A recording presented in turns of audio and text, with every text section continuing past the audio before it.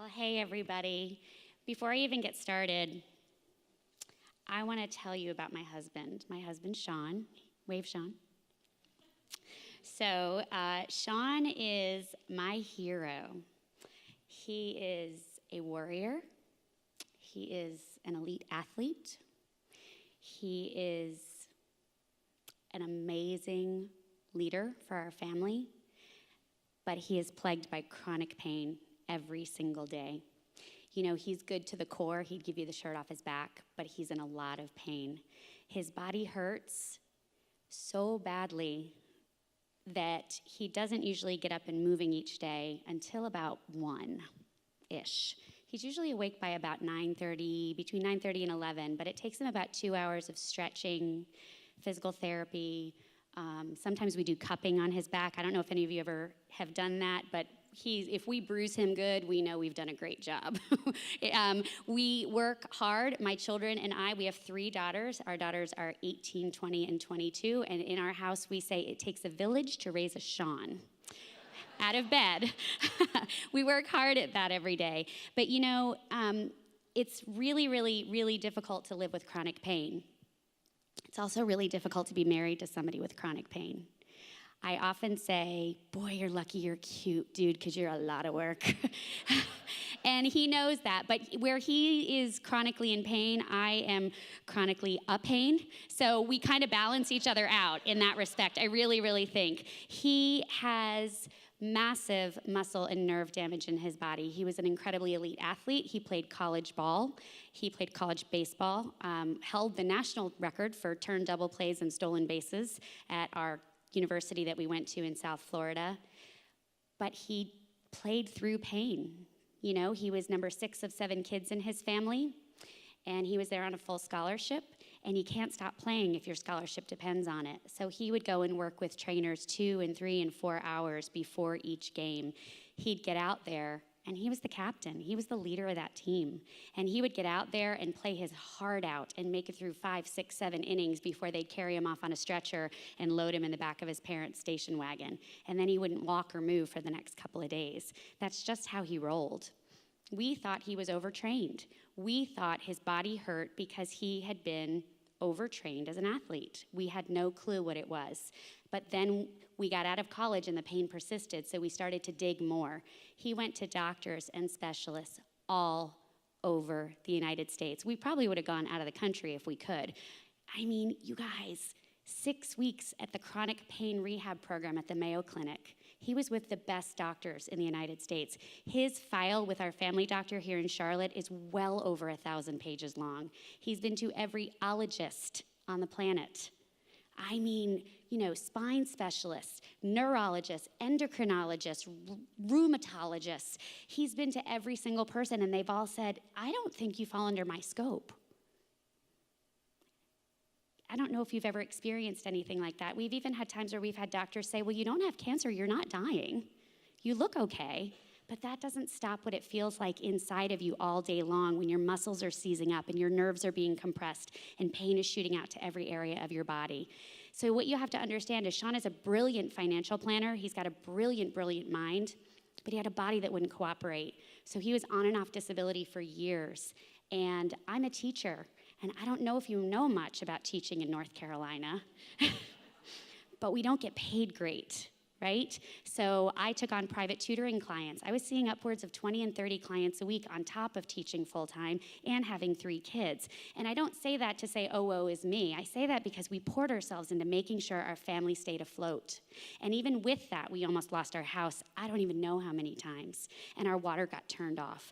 And when my girls were little, I could say, okay, guys, we're taking a field trip. Grab your stuff. We're going to the Y for showers.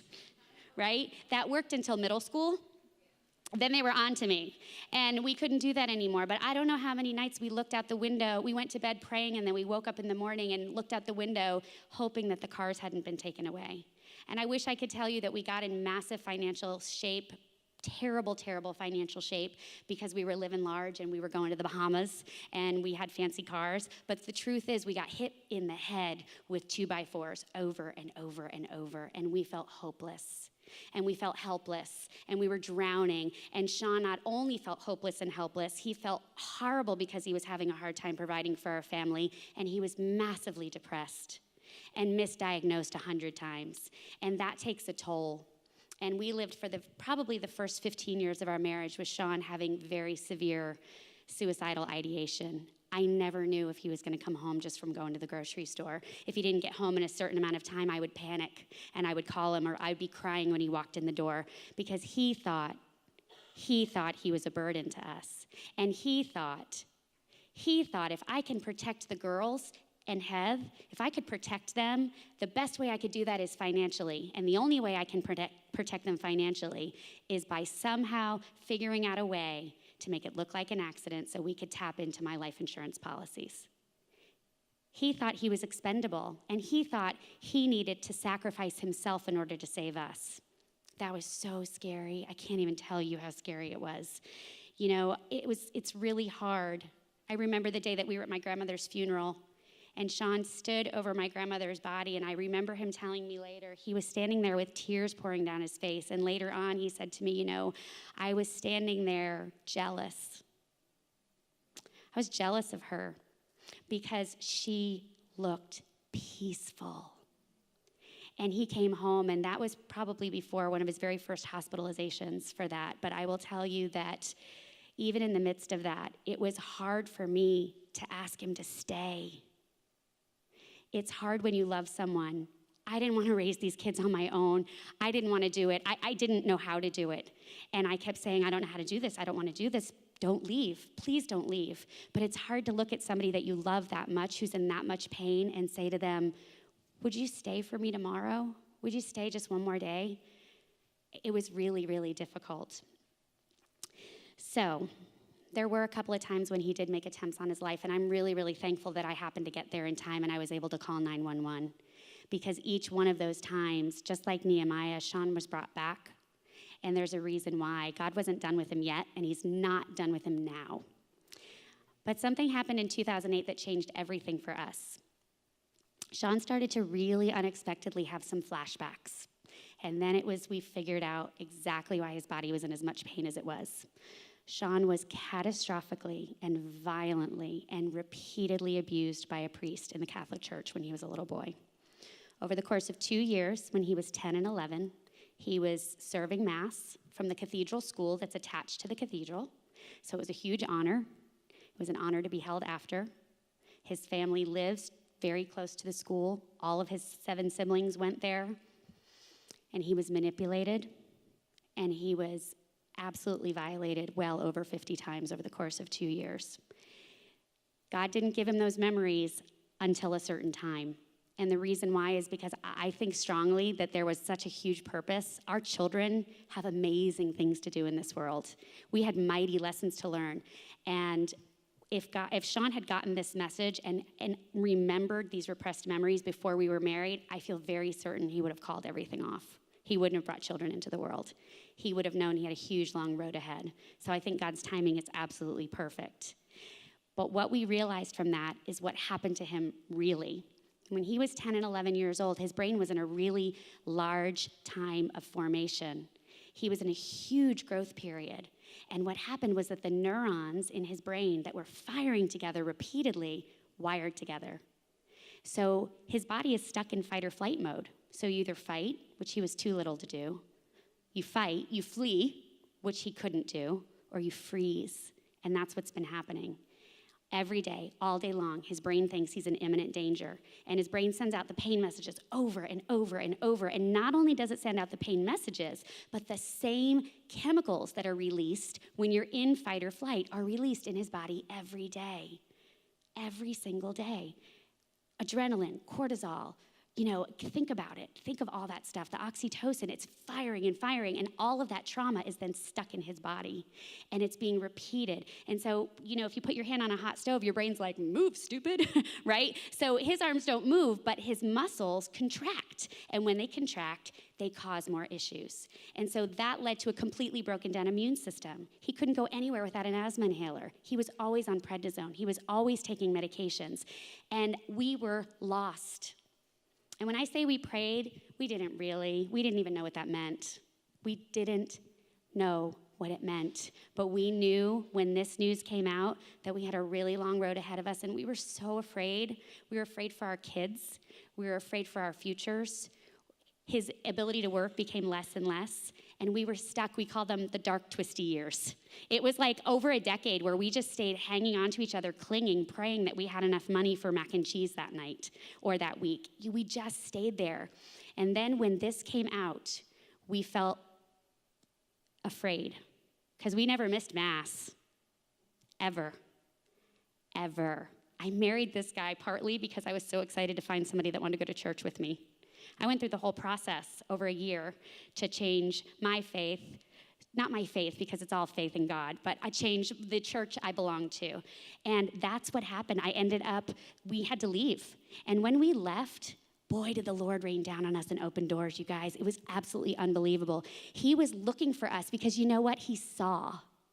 Just like when God saw the blind man, just like when God saw the people that have been possessed in the Bible, that he calls demons out of them, just like God saw the woman who was reaching for his garment, she didn't even want to be seen. He saw us. He saw me. He sees Sean in his pain. He sees Heather in her anxiety. He sees our family.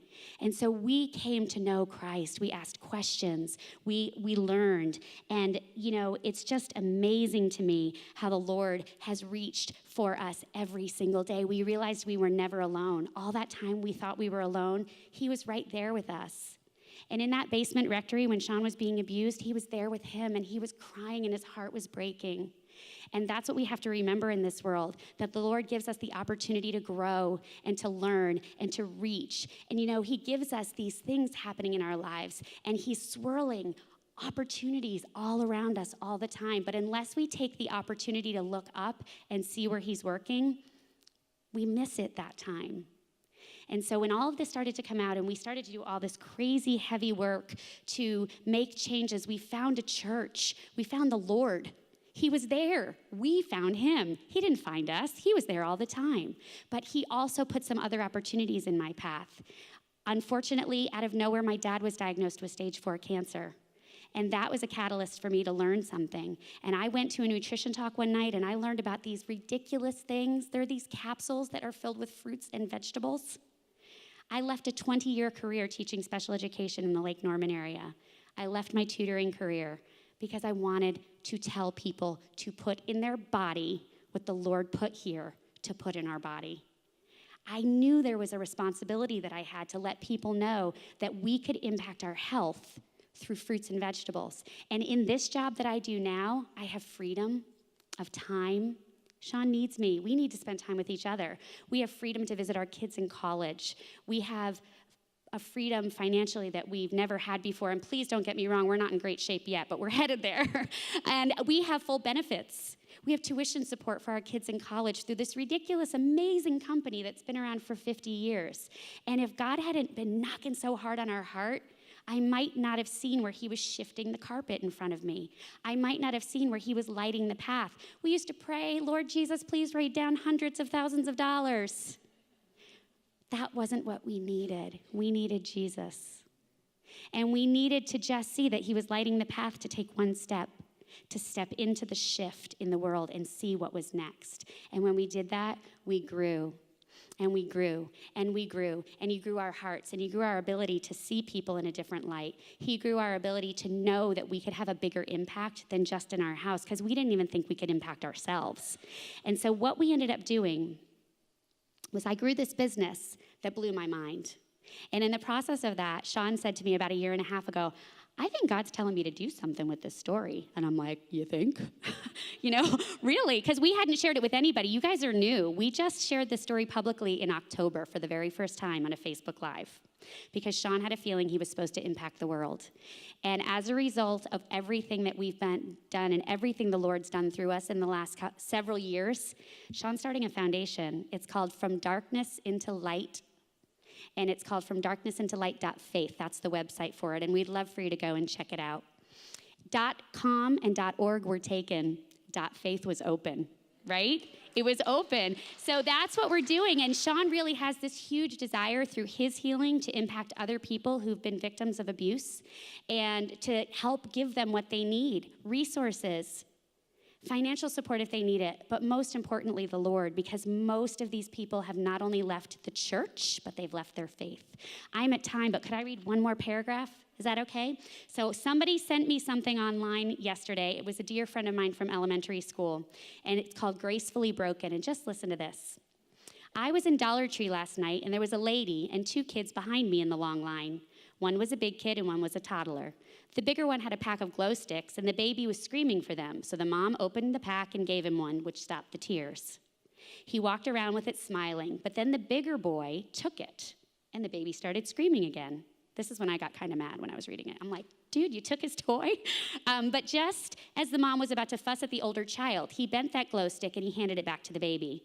As we walked outside at the same time, the baby now noticed that the stick was glowing, and his brother said, I had to break it so you could get the full effect from it. I almost ran because I could hear God saying to me, I had to break you so I could show you why I created you. You had to go through it so you could fulfill your purpose. That little baby was happy just swinging that unbroken glow stick around in the air because he didn't understand what it was created to do, and that was to glow.